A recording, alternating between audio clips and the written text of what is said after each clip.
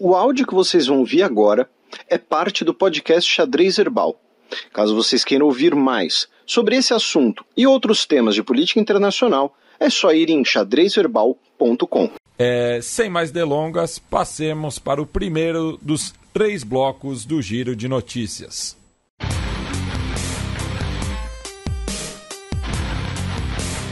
Giro de Notícias.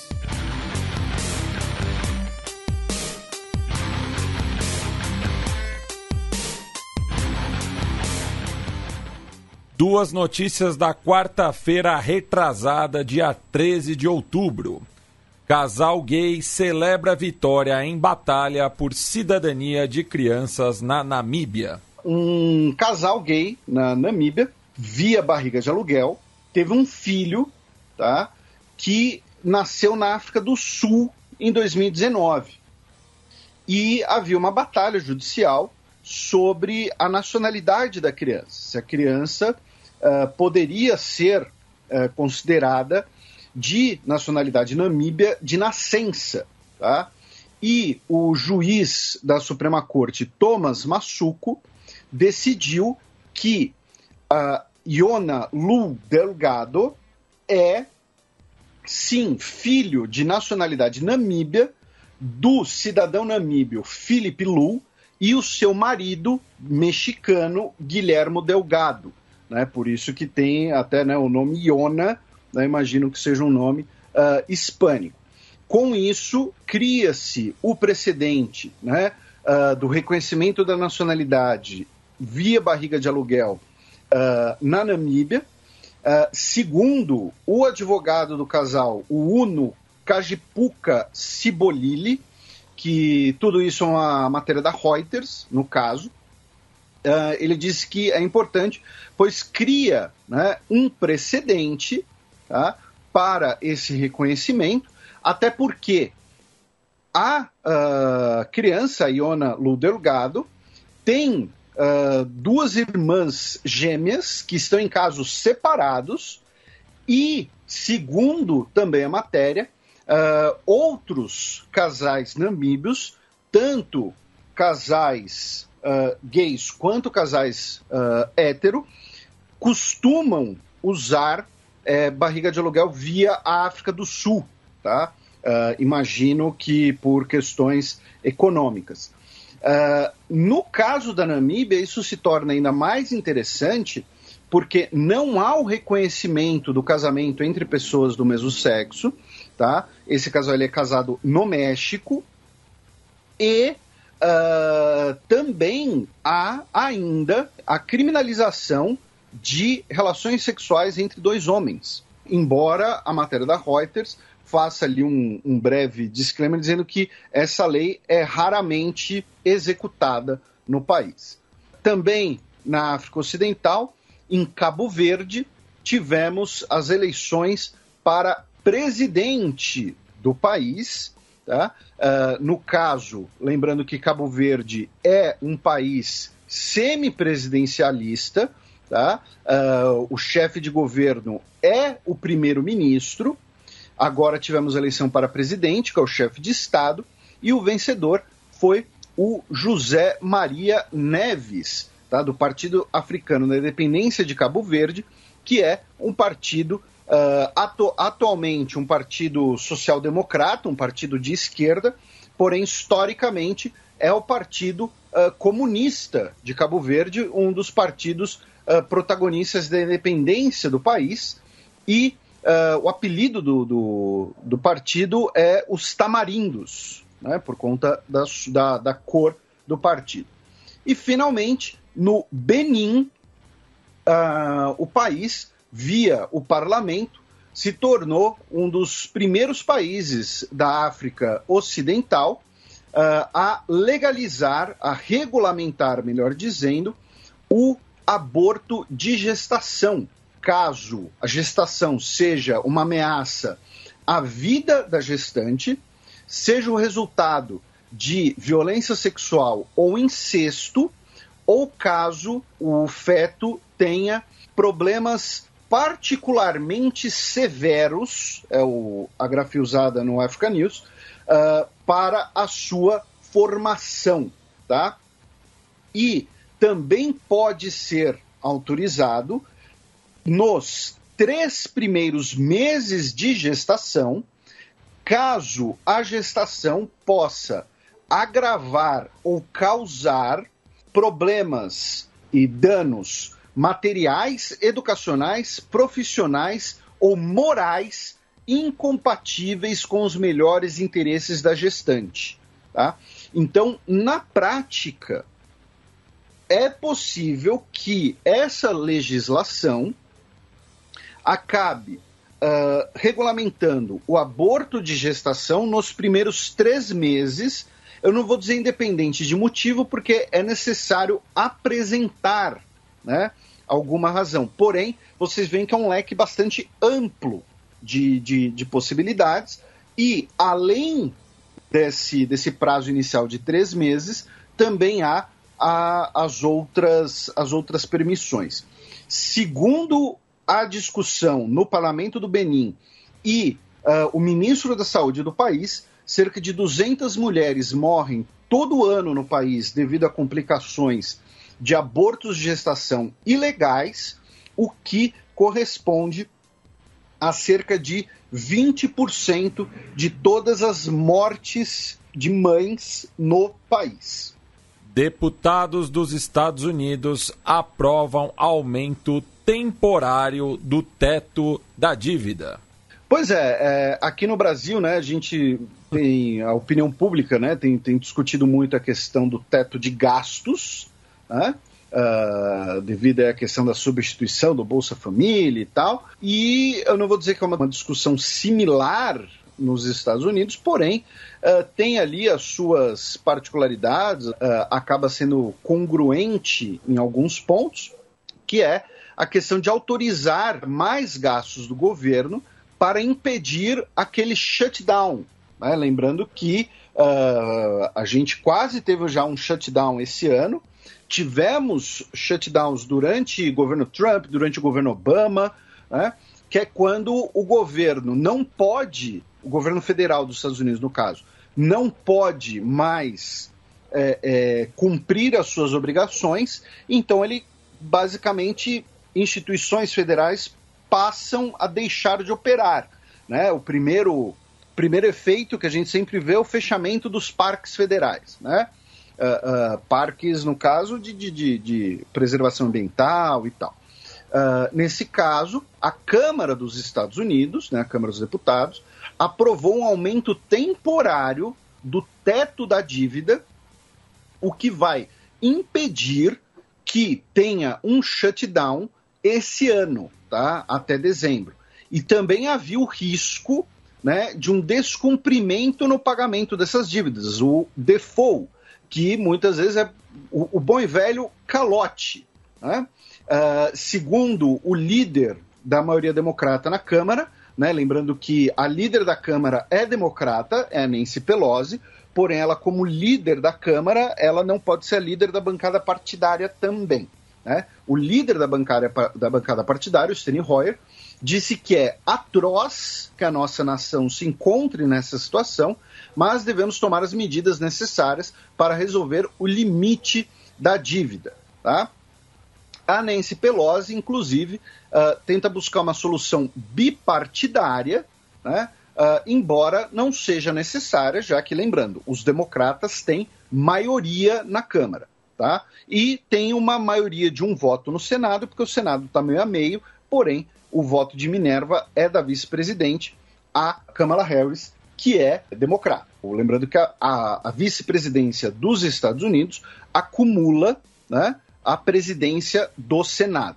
Então, uma discussão, né, muito parecida aqui do Brasil, né, por conta nos Estados Unidos da expansão do gasto público, tanto com a pandemia quanto com a recuperação da economia pós-pandemia, né? E, fazendo aqui um breve giro pelos Estados Unidos, né, no último dia 11 de outubro, a Casa Branca, pela primeira vez, celebrou, né, o Dia dos Povos Indígenas no país, que é uma espécie de reformulação, né, do Dia de Cristóvão Colombo, né, que era o dia do descobrimento da América, né, entre aspas, e que com toda, né, a discussão sobre esse impacto nas populações indígenas e, nas últimas décadas, a luta dos povos indígenas por maior reconhecimento e maior participação na vida política, acabou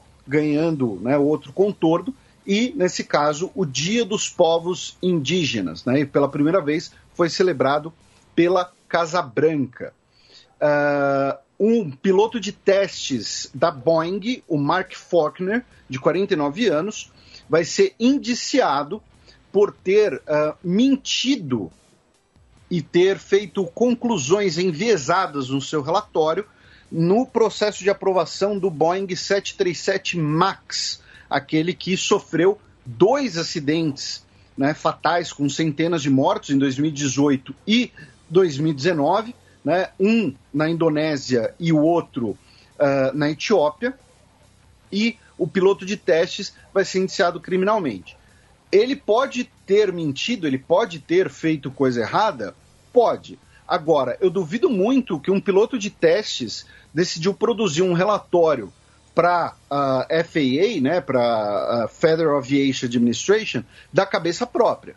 Né? Eu tenho certeza assim, absoluta que teve gente muito graúda pressionando ele para dizer que o avião está tudo bem, aprova aí, vamos logo. Né? E aí 2 aviões caíram, um monte de gente morreu. Então eu acho muito difícil que o piloto de testes tirou isso da cabeça dele. Né? Ele está sendo bom e velho bode expiatório. Tá? Fazendo um comentário aqui, né, fora da notícia, fazendo uma breve, um breve comentário. O governo Biden entrou na Suprema Corte contra a lei anti-aborto do Texas, dizendo que ela contraria, né, a legislação federal e contraria uma própria decisão da Suprema Corte, né, a famosa decisão Roe versus Wade, de 1973.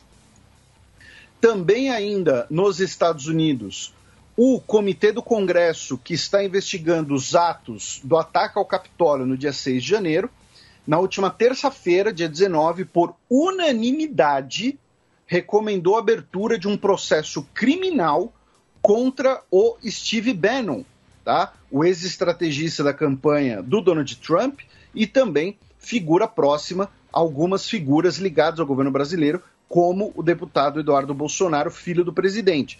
Inclusive, tivemos um brasileiro condenado pelos atos do Capitólio, tá? Um cidadão de origem brasileira. E, finalmente, nos Estados Unidos, tivemos a morte, aos 84 anos de idade, por Covid, do Colin Powell, que é uma figura bastante, digamos, multifacetada, porque o próprio Joe Biden homenageou ele pelo seu falecimento, dizendo... Ele que declarou voto no Biden nas últimas eleições.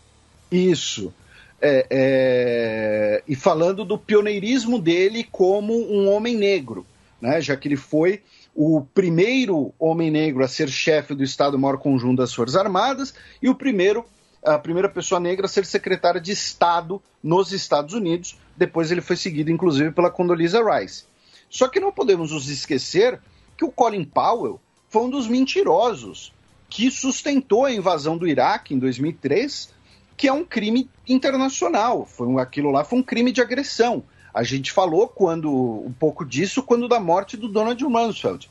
Embora o Colin Powell não tenha, nem de perto, a ficha que o Donald Rumsfeld teve, ainda assim é importante colocar isso em perspectiva. Né? A gente não está falando mal dos mortos, a gente está botando um fato aqui. E assim, e a ironia também, né, de que 2 arquitetos da invasão estadunidense ao Afeganistão em 2002 morram no mesmo ano no qual o Talibã volta ao poder. Ainda tem essa ironia histórica que você mencionou. E também foi, e outra coisa, o bizarro foi a nota do Donald Trump sobre a morte do Colin Powell. Né? O Donald Trump, assim, ele é um cara que ele leva rancor pro resto da vida. Não, ele não guarda rancor, Felipe, ele guarda nomes. Porque, né, como você mencionou, o Colin Powell havia até declarado voto no Joe Biden e tal. Gente, eu vou ler na íntegra, tá, a nota do Donald Trump, do escritório do Donald Trump, que foi escrita por ele, né, porque parece um tweet, inclusive, sobre a morte do Colin Powell. Maravilhoso ver Colin Powell, que fez grandes erros sobre o Iraque e, famosamente, as chamadas armas de destruição em massa, ser tratado tão belamente na morte pela imprensa fake news. Espero que isso aconteça a mim um dia. Ele era um clássico rhino, né? Rhino, que é Republican in name only, que é o nome usado de forma pejorativa para os republicanos que não são tão conservadores, né? Então, tipo, ele diz que é republicano, mas no fundo ele é um democrata. E, mesmo assim, ele era o primeiro a atacar outros republicanos. Ele fez um monte de erros, mas, enfim, que ele descanse em paz. Tipo, a nota termina com "But, anyway, may he rest in peace", né? Então, assim, foi uma nota bizarra do ex-presidente Donald Trump, né, sobre a morte do Colin Powell. E, cruzando a fronteira no Canadá, né, os residentes da capital da província de Nunavut, a cidade de Iqaluit, né, que fica ali bem ao norte do Canadá, né, a cidade tem menos de 8 mil habitantes, né, o próprio nome dela já mostra ali a origem, né, nativa canadense, né, do nome, foram recomendados a não beber água do sistema de abastecimento da cidade, porque ela potencialmente foi contaminada por hidrocarbonetos de origem de petróleo, tá? O Departamento de Saúde da cidade recomendou que não bebam água, nem usem a água para cozinhar, mesmo que fervam a água, tá? Então, né, que beleza, que bonito, que legal. Uma situação similar à do Alasca no passado, que faz fronteira, né, com a província canadense. Bem, agora passemos para duas notícias da sexta-feira passada, dia 15 de outubro. Ataque terrorista em mesquita no Afeganistão deixa ao menos 35 mortos e dezenas de feridos. Pois é, a explosão foi reivindicada, né, pelo Daesh da província Khorasan, que é como o auto-intitulado Estado Islâmico chama o Afeganistão. Era uma mesquita frequentada por xiitas, tá? E deixou, né, pelo menos 35 mortos, pelo menos 70 pessoas ficaram feridas. Foram 3 explosões separadas.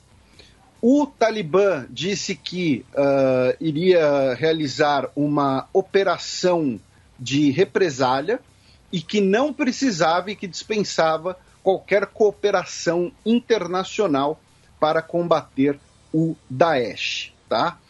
Nesse sentido, inclusive, os Estados Unidos ofereceu uma indenização em dinheiro, tá, para as famílias dos 10 civis que foram mortos, né, naquele ataque aéreo no fim de agosto, perto de Cabul, quando eles explodiram um carro, achando que tinha ali uma célula local do Daesh, e na verdade eles mataram 7 crianças, né, e 3 familiares. Segundo o Pentágono, além da indenização em dinheiro, de até 3 milhões de dólares, estão discutindo também levarem esses familiares para os Estados Unidos. O Paquistão, né, especificamente a Pakistan International Airlines, suspendeu os seus voos a Cabul, era a única empresa aérea operando do aeroporto de Cabul, dizendo que o Talibã estaria interferindo nas suas operações, tanto em horários quanto em preços, e que estaria inviabilizando essas operações. Outras fontes ouvidas pela BBC falam até que a empresária estaria sendo extorquida pelo Talibã, porém a empresária não quis publicar isso, né? Não quis fazer essa denúncia publicamente. Ali perto, na Caxemira, foram 2 semanas muito intensas, tá? Com mortes tanto de policiais indianos, com morte de soldados indianos e também com mortes de pessoas que a Índia afirmou que faziam parte de grupos terroristas que atacaram as tropas indianas, tá?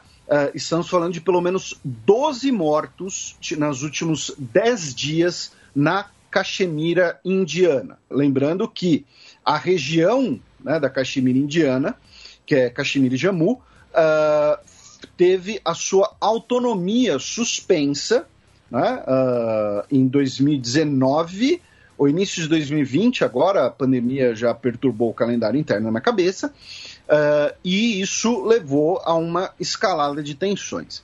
E também na Ásia Central, agora no dia 24 de outubro, teremos eleições para a presidência do Uzbequistão e o Shavkat Mirziyoyev, que é o sucessor, né, do Islam Karimov. O Islam Karimov governou o Uzbequistão de 91 a 2016 e o seu sucessor, o Shavkat Mirziyoyev, ele é favorito para vencer as eleições com cerca de 318% dos votos, segundo as pesquisas. Líbano prende 19 pessoas após ataque que deixou 7 mortos em Beirute. Pois é, o Líbano, a situação lá está bastante complicada e a gente já falou aqui várias vezes que o Líbano ele terá uma guerra civil em algum momento, né? A gente só não sabe quando. Seria errado, seria impreciso falar que o Líbano está prestes a ter uma guerra civil. A analogia, né, que eu usei na minha coluna na Gazeta é que o Líbano é um vulcão e que pode entrar em erupção amanhã, pode entrar em erupção daqui 10 anos. A gente não sabe quando, mas vai ter uma erupção. Porque o que acontece, né? Nós temos a investigação da explosão em Beirute, né, de agosto de 2020. A gente fez um programa bastante extenso naquela ocasião sobre aquele tema. Se você não ouviu, né, se você é um ouvinte recente, recomendo que ouça aquele bloco, porque modéstia à parte ficou muito bom, ficou muito completo. Vocês podem ir lá no site do Xadrez Herbal, vai ter a minutagem certinha. Vocês podem ir no YouTube, vai ter separado por blocos, tá? Não precisa ouvir o programa inteiro, tá? Ouvir de novo o programa inteiro. E o que acontece? Essa investigação está sendo conduzida por um juiz chamado Tarek Bitar, que é um juiz de origem maronita, tá? Ele é cristão, e ele já substituiu um juiz que pediu afastamento devido a essas investigações. Para a população cristã do Líbano, tá? Lembrando que a população cristã do Líbano é, entre aspas, a elite política tradicional do país do período da colonização francesa, principalmente ali na região de Beirute, na região central do Líbano, ele é, usando uma analogia, tá? Fazendo aqui uma figura de linguagem, ele foi alçado a uma espécie de Sérgio Moro, tá? O que o Sérgio Moro era para algumas partes da sociedade brasileira, era ou ainda é, né? Esse juiz foi alçado a essa categoria lá. A imagem de um cara que vai a fundo na investigação, um cara que é incorruptível, um cara que, enfim, é o super-homem. Né? Para o Hezbollah, que é o principal movimento xiita do Líbano, é um cara que está ali para persegui-los. Tá? Um cara que está ali numa investigação completamente parcial, tá? Enviesada contra o Hezbollah. E para começo de conversa, tá? Eu fiz a comparação com o Sérgio Moro, mas é muito difícil fazer qualquer comparação mais profunda com o Brasil, porque vai ser uma investigação que vai ser impossível uma pessoa conduzir sem sofrer pressão lá no Líbano, né? Já que se trata de uma das maiores explosões não nucleares da história, que deixou uma destruição gigantesca, além de muitas pessoas mortas, né? Mais de 200 pessoas mortas, e milhares de feridos, um dano econômico gigante, Enfim, o fato é, você tem a pressão sobre essa investigação. Então, o Hezbollah organizou uma manifestação contra a investigação. Depois, grupos cristãos, liderados pelo partido Kataeb, que é sucessor das milícias falangistas da Guerra Civil. Falangistas, nesse caso, é uma referência ao fascismo franquista espanhol. Eles bebiam da mesma fonte, tá? Os falangistas fizeram uma contra-demonstração. E deu ruim, tá? Tivemos troca de tiros, tivemos gente com lança-foguetes no meio da rua em Beirute, e com isso tivemos pelo menos 7 pessoas mortas e uma intervenção do exército libanês. Em programas mais antigos, a gente já explicou um pouco mais a fundo a situação no Líbano, mas vamos lembrar, o exército libanês ele é armado especialmente pelos Estados Unidos, pela França e pela Arábia Saudita para ser uma força de contenção em relação ao Hezbollah. E o Hezbollah ele é tanto um partido político quanto uma milícia armada. Para os seus críticos, é um grupo terrorista. Né? O Hezbollah é basicamente um Estado dentro do Estado no Líbano. Tem a sua aliança com o Irã. O Hezbollah está na guerra na Síria, está na guerra do Iêmen, tem as suas próprias lideranças militares. Quando a gente fala assim, é uma milícia, a gente não está falando de 10 caras com fuzis, tá? Estamos falando de... tem foguetes, tem mísseis, tem carros blindados, tá? Então, você tem os dois principais grupos armados do Líbano, o Hezbollah e o Exército Nacional, entrando quase em confronto, e o Hezbollah, integrantes do Hezbollah, entrando em confronto com integrantes de outras milícias. Nisso, tivemos 7 pessoas mortas. Junto com esse cenário, nós temos uma economia em frangalhos. A moeda libanesa perdeu 90% do seu valor desde agosto de 2019. O país vive por hiperinflação. Metade dos libaneses estão na linha da pobreza. O sistema bancário libanês está em colapso, inclusive como efeito colateral das sanções contra a Síria, já que os bancos libaneses faziam muitas operações na Síria e muitos sírios tinham dinheiro no Líbano. Nós temos falta de energia elétrica devido à falta de combustíveis, já que o Líbano não tem dinheiro para importar petróleo e a maior parte desse petróleo vinha da Síria, ou seja, também estará sujeito a sanções. Então, o Líbano passou por um apagão semana retrasada, além disso tudo. Falta combustível para os veículos, para tudo mais. Então, assim, o Líbano está em frangalhos e você tem um Estado dentro do Estado com diferentes interesses internacionais relacionados ao Líbano.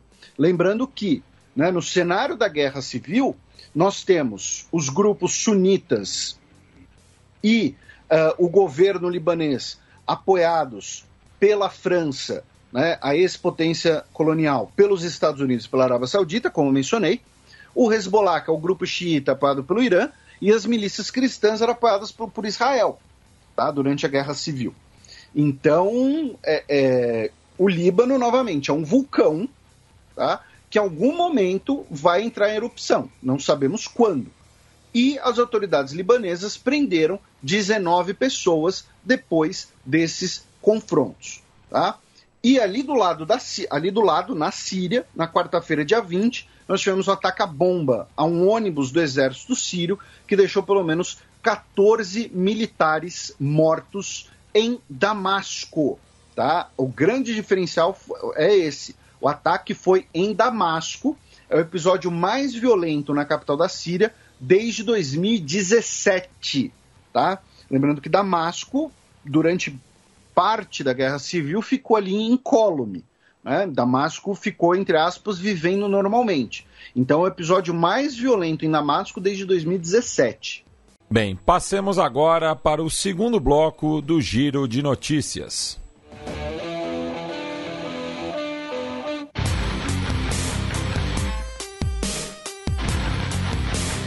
Giro de Notícias.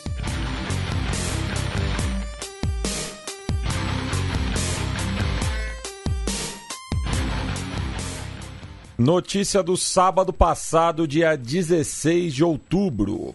NASA lança missão para explorar asteroides nunca antes vistos. Pois é, 3 notícias do espaço, né? Primeira foi que a NASA lançou a missão Lucy, né?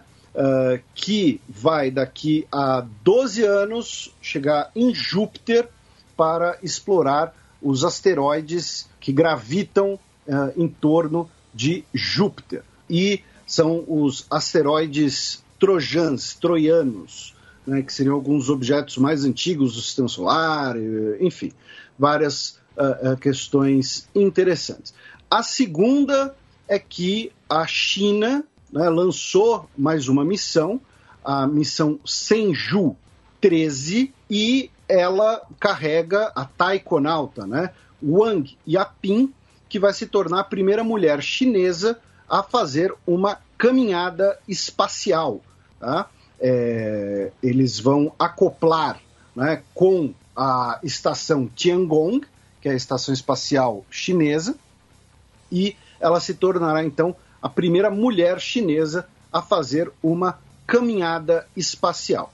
E a terceira notícia, a mais importante de todas, a gente vai cair no golpe de marketing, né? O senhor Jeff Bezos, aí, via a sua empresa de exploração espacial, a Blue Origin, lançou o William Shatner, né? Conhecido como o Capitão Kirk original de Jornada nas Estrelas, e que se tornou a pessoa mais velha a sair da atmosfera, né? Assim, porque a Blue Origin ela não vai para o espaço propriamente dito, né? A pessoa não entra em órbita, né? Mas ele, aos 90 anos, estabeleceu esse recorde, ele que nunca havia ido ao espaço, né? E foi ao espaço no foguete fálico do senhor Jeff Bezos. Ele nunca foi no espaço na vida real, né, Felipe? Na vida real.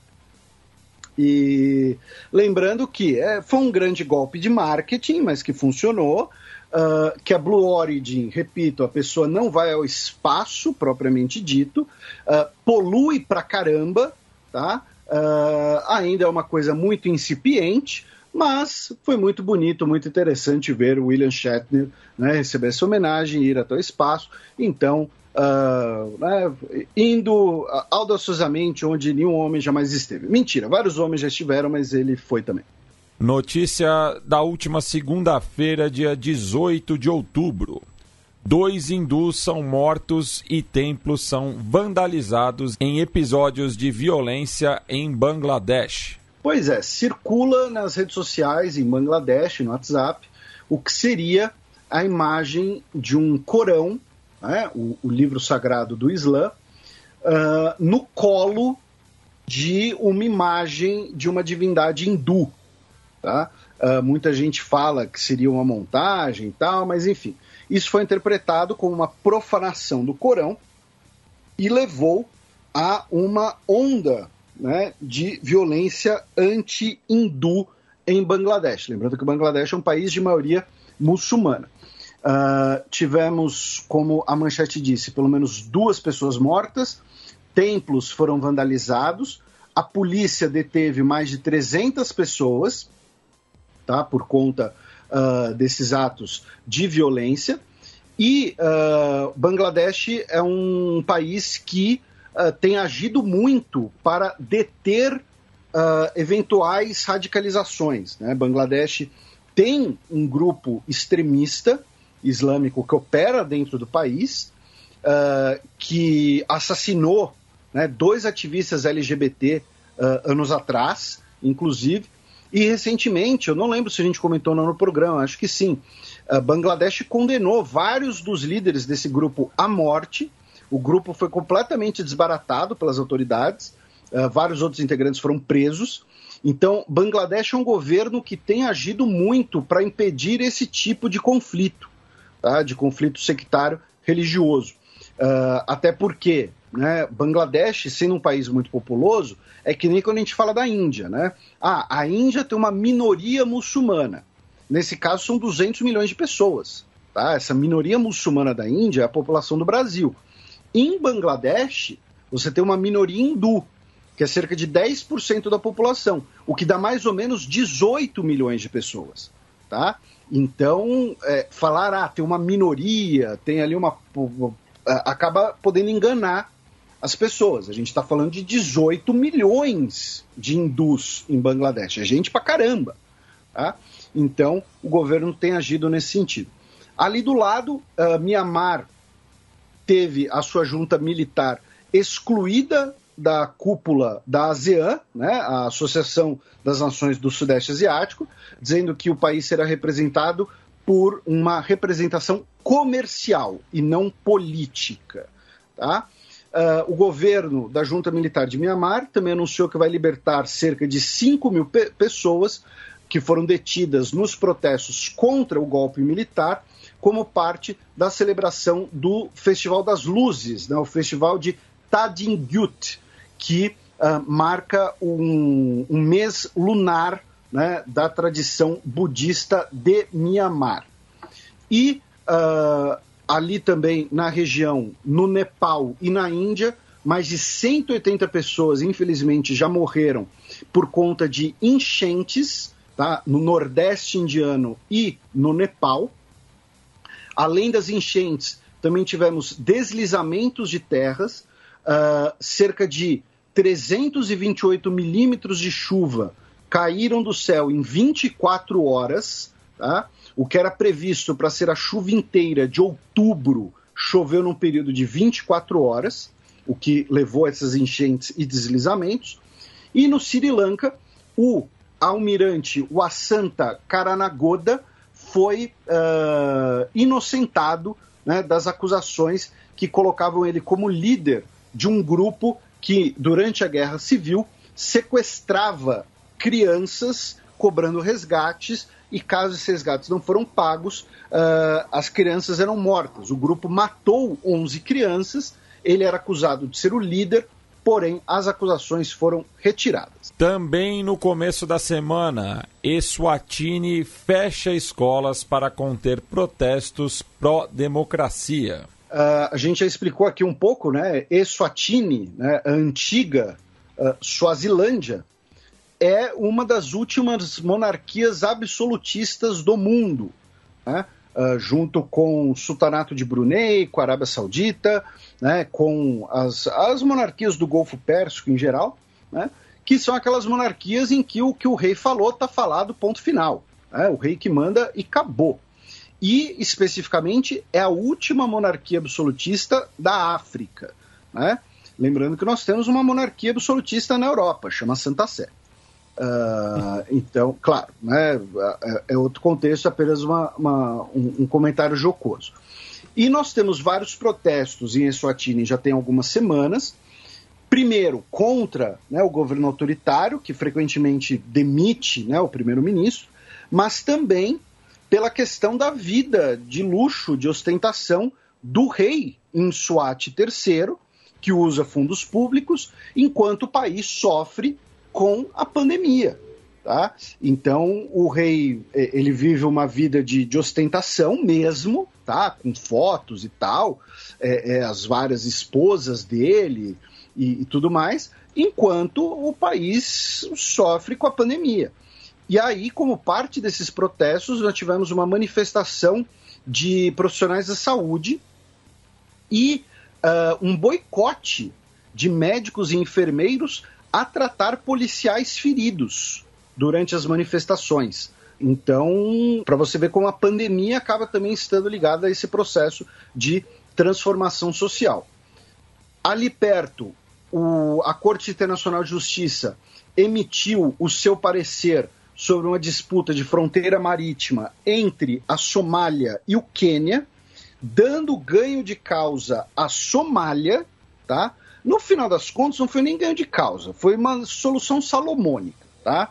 O Quênia e a Somália disputavam um pedaço de mar e a Corte Nacional de Justiça meio que fez a linha no meio e falou, pronto, acabou. Né? Os dois ficaram pé da vida, só que o governo queniano disse que não vai reconhecer a decisão, dizendo que foi uma decisão enviesada.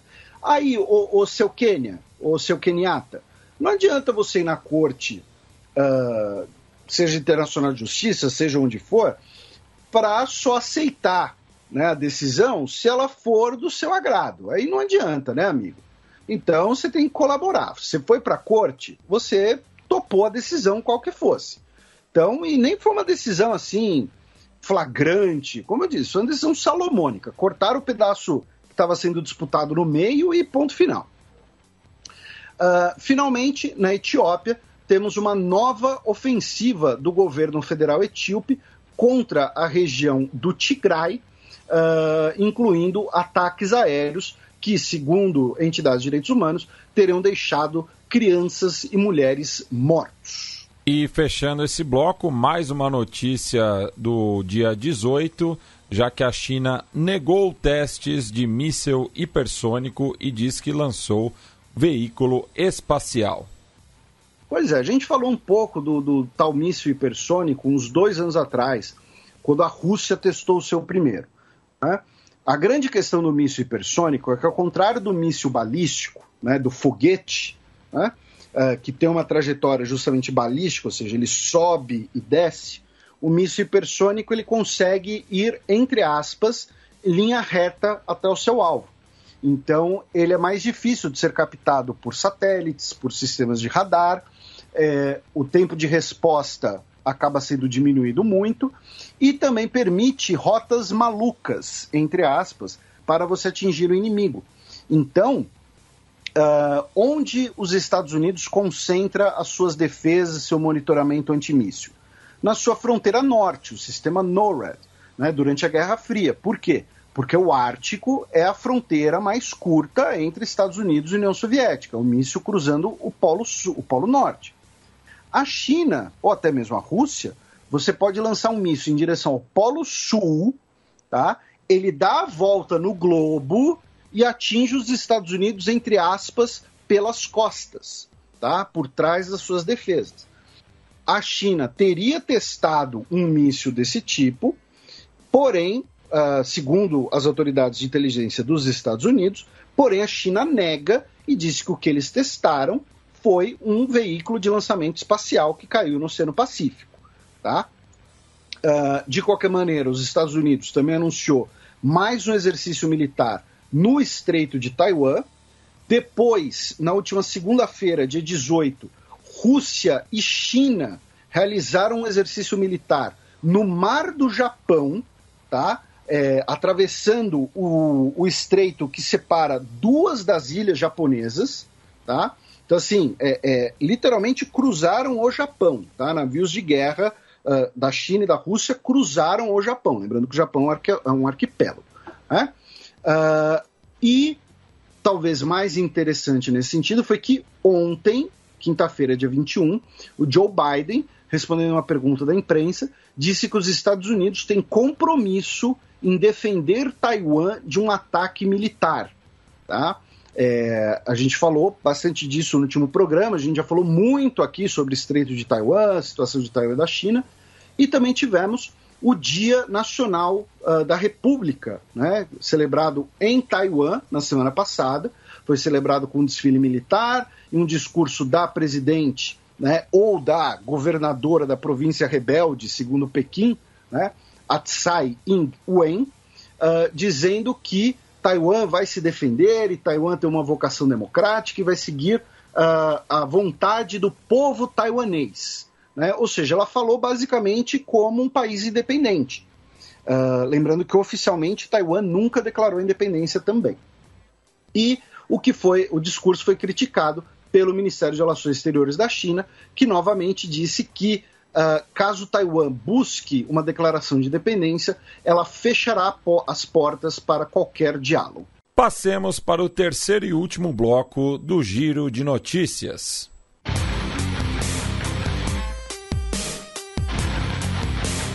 Giro de Notícias.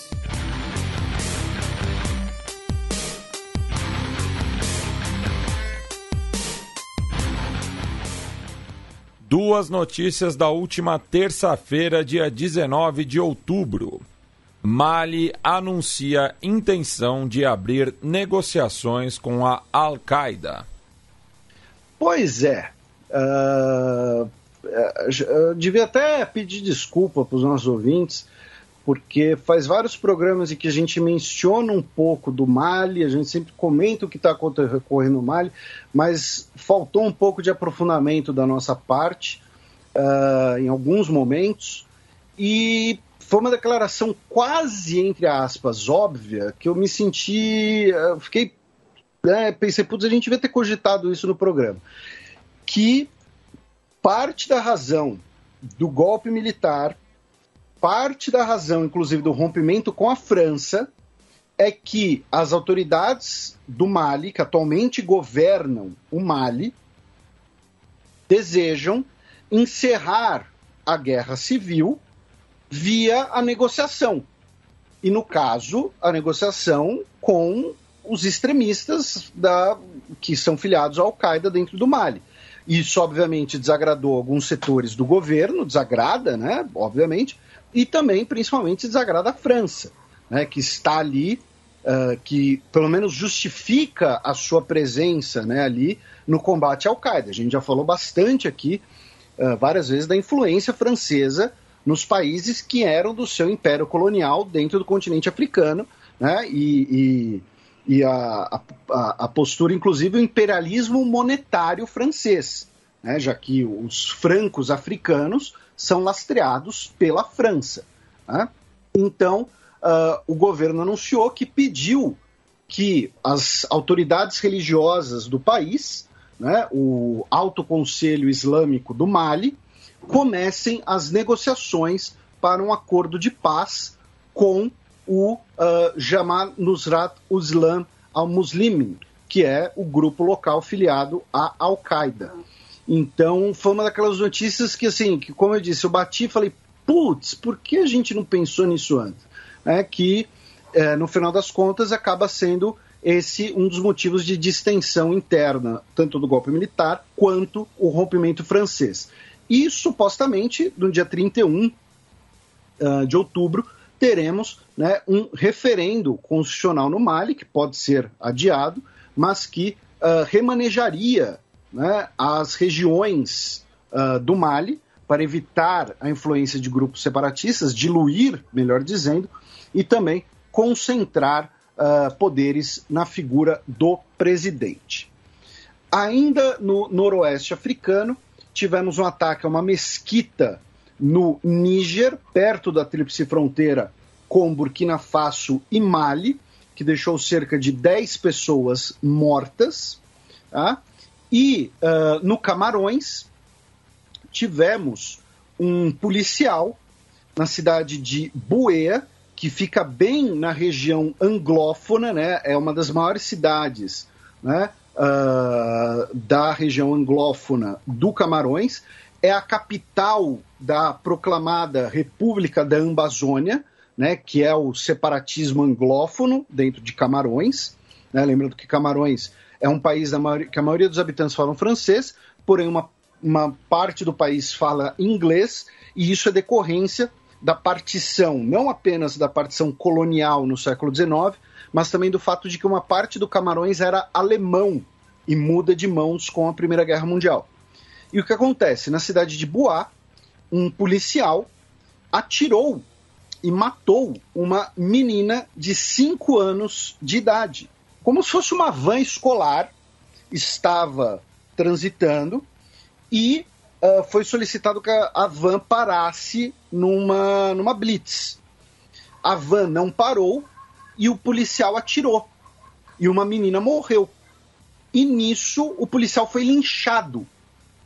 Tá? Foi morto por uma multidão, foi linchado e morto por uma multidão, o que acabou exacerbando também, né, os ânimos dessa região que já é cerne dessa disputa, que é não só uma questão de identidade, mas também uma disputa por recursos naturais. 4.000 palestinos sem documentos têm situação legalizada após década de impasse. Pois é, no caso, nós tínhamos cerca de 4.000 palestinos na Cisjordânia, tá?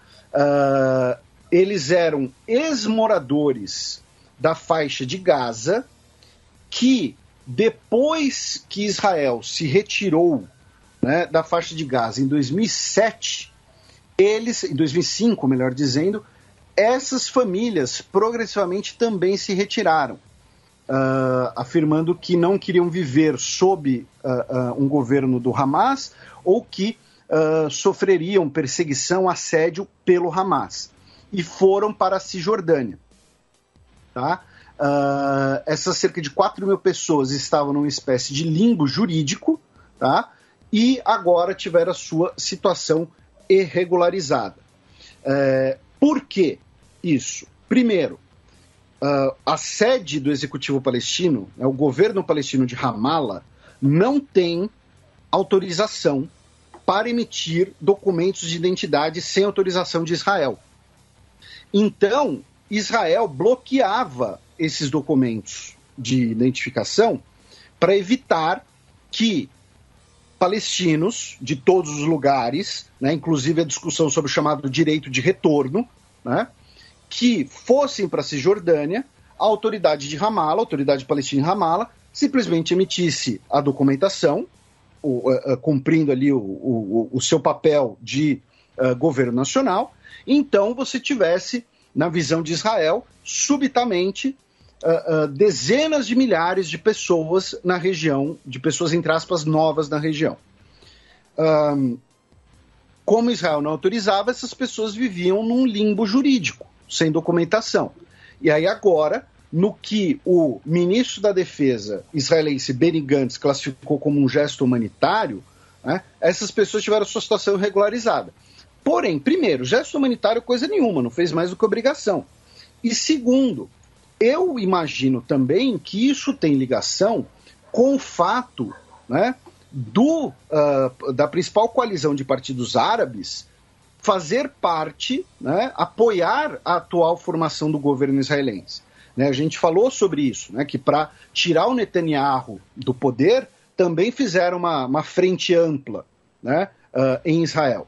Então, você ter agora representantes palestinos, né, dentro do governo israelense, pelo menos como apoio para ter uma maioria no Knesset, então deve ter também colaborado para pressão, né, para essa regulamentação. Na costa, ali perto de Haifa, um mergulhador israelense chamado Shlomi Katzin descobriu uma espada de cerca de 900 anos de idade, que muito provavelmente pertenceu a um cruzado. A região, inclusive, é um sítio arqueológico marítimo, já que vários navios naufragaram ali, era um antigo cais usado no período das cruzadas, e ele encontrou essa espada, que está coberta ali de material orgânico, de conchas e tal, e que vai passar ali por uma limpeza e tal, antes de ser exibida ao público. Tá? No Egito, cerca de 100 mulheres foram empossadas como juízas no país. Tá? A primeira vez que isso acontece. Teremos 98 juízas no Egito agora, e fazendo parte, inclusive, do Conselho de Estado, que é um dos principais órgãos judiciários do Egito. Finalmente, no Iraque, 2 notícias. Uma delas é que um dos principais arquitetos, né, do atentado à bomba de Karrada, que é um distrito, né, um bairro xiita de Bagdá, que em 2016 foi realizado pelo Daesh, deixou mais de 340 pessoas mortas, foi detido por forças iraquianas em um outro país, que não foi revelado qual, e levado, né, ao Iraque, onde ele será julgado. No caso, o nome do terrorista é Ghazwan al-Zawabi. Eu imagino que ele sequer vai ser julgado. Imagino que ele vão interrogá-lo e ele vão suicidar ele na prisão, sinceramente. E também no Iraque tivemos as eleições parlamentares no país, no último dia 10 de outubro.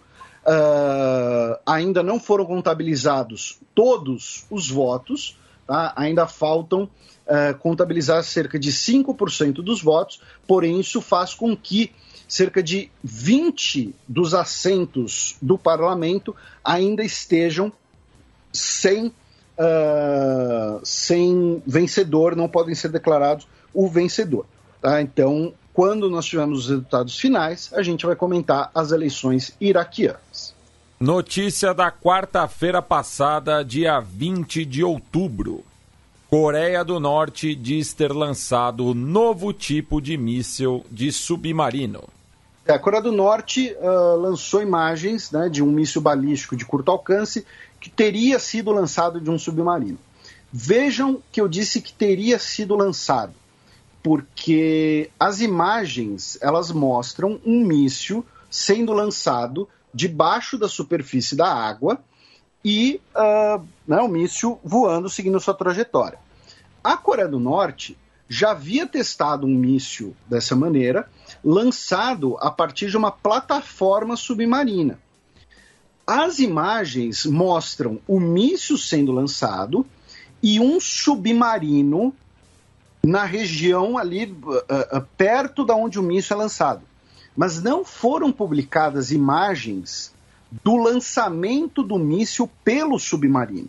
E isso, inclusive, é possível, tá? Se vocês entrarem no YouTube, vocês vão ver várias dessas imagens que são, ao mesmo tempo, muito bonitas e muito assustadoras, tá? Né? Você tem o lançamento de um míssil abaixo d'água. Então, porque esse é o grande debate, né? Se a Coreia do Norte tem submarino para conseguir lançar mísseis debaixo da superfície d'água, que ela tem a capacidade do míssil de lançar, isso sem dúvida nenhuma. A questão é se ela tem a embarcação para fazer isso.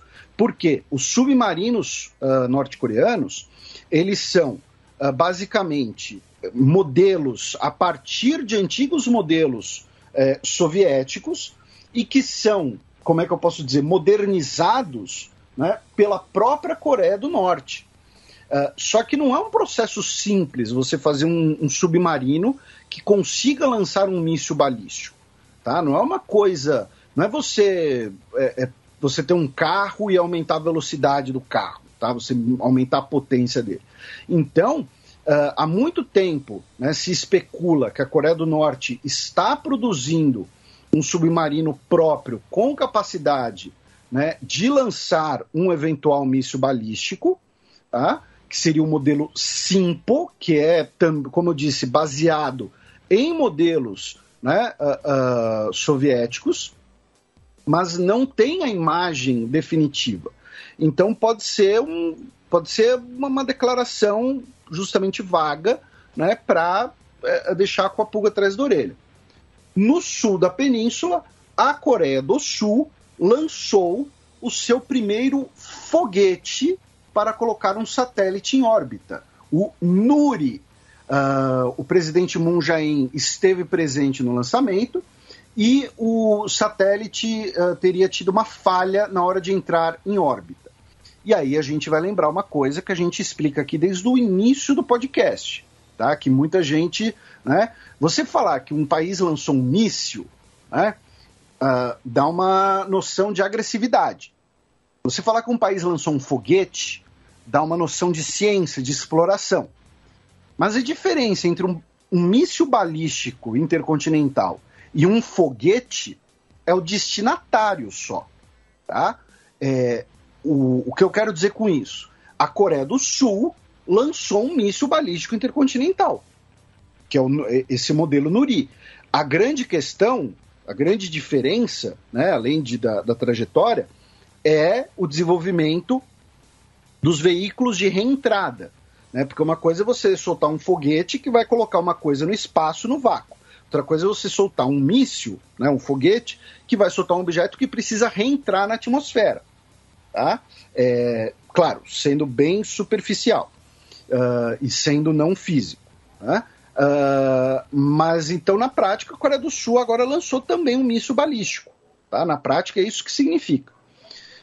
Falando agora em tensão na região, o novo premier japonês, o Kishida Fumio, visitou o santuário de Asukune, que é o santuário que homenageia, né, os japoneses mortos em guerras, e que dentre os homenageados estão 14 criminosos de guerra classe A condenados pelo Tribunal Militar para o Extremo Oriente.